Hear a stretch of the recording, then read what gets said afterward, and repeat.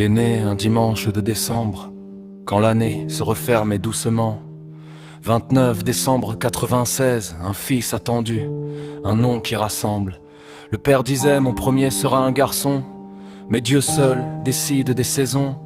Et Dieu a parlé sans faire de bruit, en offrant Emmanuel à la vie. Avant sa naissance, maman cherchait le safou, même hors saison. Même partout, elle aimait le football sans savoir pourquoi, comme si le destin s'écrivait déjà. Il est né fort, grand, plein de cheveux, à Brazzaville sous un ciel orageux. 6 mois plus tard, la guerre est venue et la vie a frappé sans prévenir. Il a perdu une grand-mère dans le feu, puis rencontré un grand-père trop précieux, qu'il a vu là où d'autres n'ont jamais pu. L'inné reçoit parfois ses cadeaux perdus. Il a grandi entre jeu et silence, avec des filles plus grandes, de l'innocence. Un jour la cruauté lui brûla la peau. Même enfant, il a appris le mot trop. Puis enchaîné, douce lumière et le ciel a changé de manière. Un avion l'a conduit à Dolisie.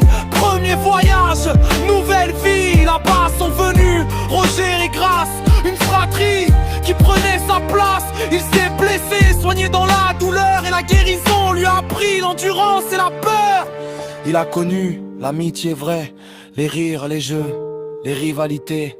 Un jour l'arbre, la chute, la pierre, la vie tenue par un fil de lumière. Un homme appelé, assistant l'a sauvé, ses lèvres cousues, son avenir préservé. La douleur est partie, la trace est restée, comme un rappel de ce qu'il a traversé. Le football a appelé très tôt, sans télé, il suivait les matchs dans le noir. Sur les terrains, il devenait autre chose. Mamadinho, surnom d'espoir, mais trop fort.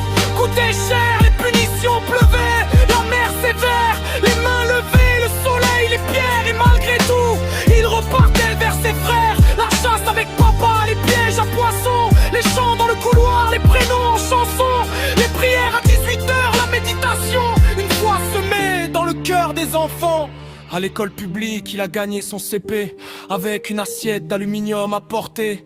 Il racontait l'école comme une aventure et a donné envie aux autres de suivre. Il fabriquait des voitures, des trains, des films avec du bois, de la terre et de l'imaginaire intime. Il construisait des mondes sans le savoir, pendant que la vie préparait le combat. Chez Papa Raph, la fin s'est invitée et Emmanuel après a gagné. La machette, les briques, le dos plié, c'est que sans briques. Quand d'autres s'arrêtaient, menaces au collège, peur silencieuse, mais il a tenu malgré une nuit dangereuse. Puis le départ brutal, sauver un frère, encore une fois, tout quitter, tout refaire. À Brazzaville, la blessure est revenue, cousue par un parent devenu médecin. À Misakila, la pauvreté a serré, mais lui et papa ont porté pour nourrir demain. Briques, sable, ciment, bidon d'eau, les bras parlaient quand les mots étaient trop. Il n'a jamais fui, jamais flanché, même quand le corps disait arrête.